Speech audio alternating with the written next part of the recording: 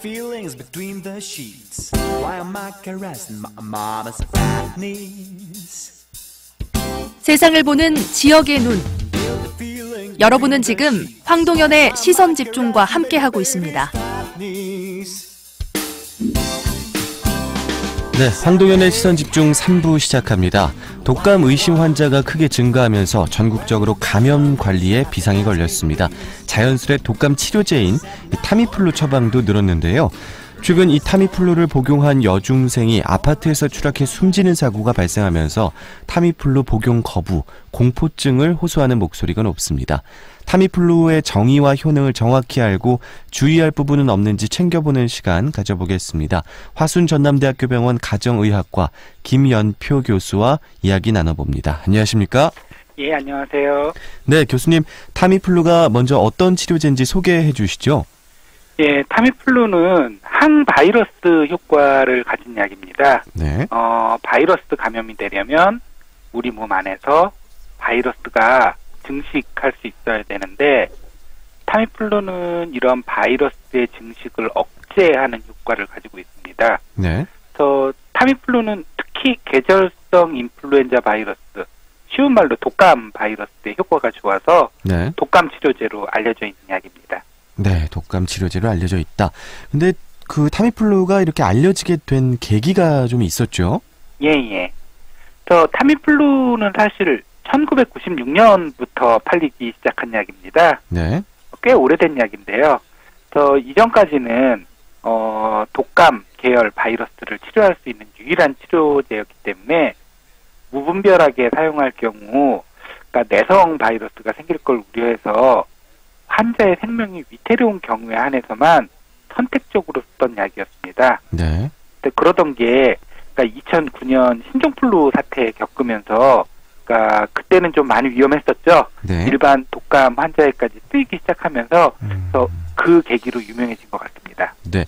그런데 타미플루의 부작용 이슈가 이렇게 불거진 것이 이번이 처음은 아니지 않습니까? 드물게 환각이나 자살 충동이 있다는 이야기가 있었는데 그 연관성이 구체적으로 학문적으로 입증이 된 겁니까? 결론적으로 말씀드리면은 좀 복잡합니다. 최근 타미플루하고 연관된 사고가 있어서 네. 안 그래도 주변에도 많은 분들이 우려를 하시는 걸로 알고 있습니다. 네. 그래서 정확하게 말씀드리자면 독감 자체가 네. 환각이라던가 이상행동 등을 종종 일으키는 질환입니다.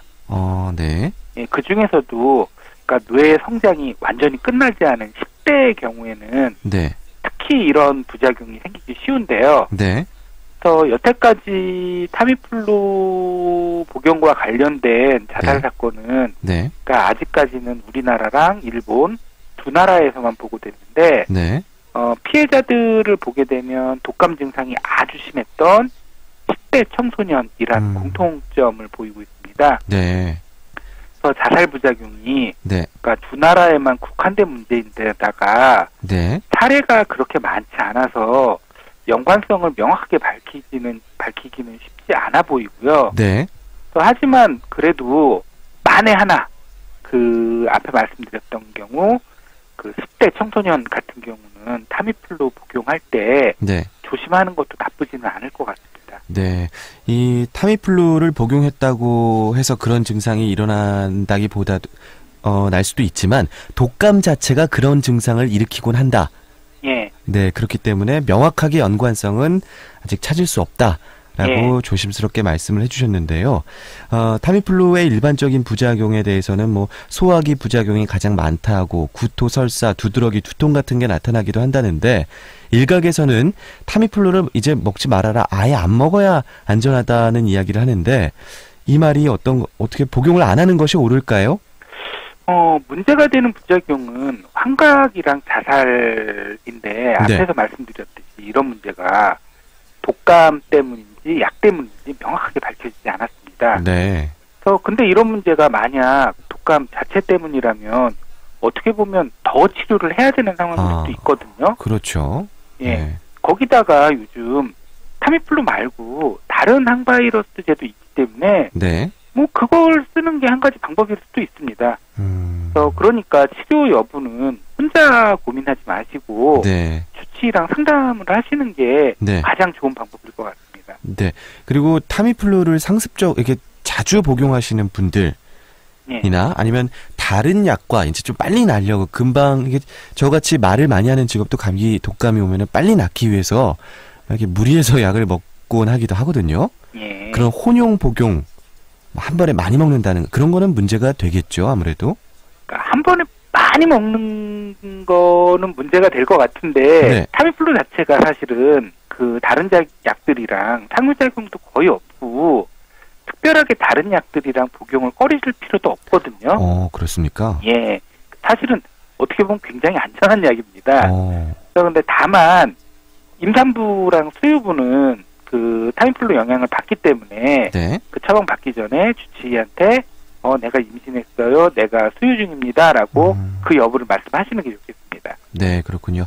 뭐 전문 지식이 없는 일반 환자들 그리고 또 우리 청취자분들도 요즘 타미플루에 대한 불안감이 좀 크실 텐데 우리 청취자분들께 그 부분에 대해서 한 말씀 해주시고 오늘 말씀 마무리할까요? 예, 그 여태까지 문제가 됐던 경우는 독감 증세가 심한 10대 청소년 그리고 자살 시도 전에 환청이 들렸다는 공통점이 있습니다. 네.